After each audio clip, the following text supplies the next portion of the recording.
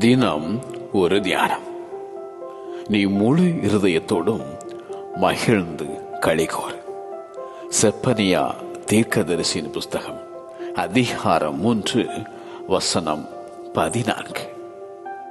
Be glad and rejoice with all your heart.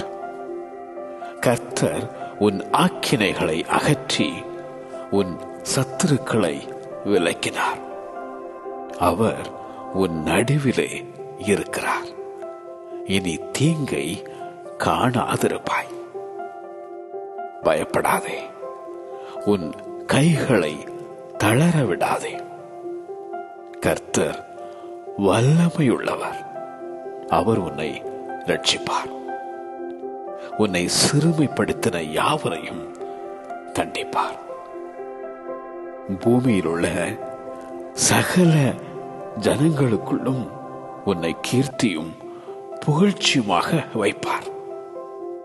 அவர் உன் பேரில் சந்தோஷமாய் மகிழ்ந்து தம்முடைய அன்பின் நிமித்தம் அமர்ந்திருப்பார். அவர் உன் பேரில் கம்பீரமாய் களி கூறுவார். கம்பீரித்து பாடு, ஆர்ப்பரி.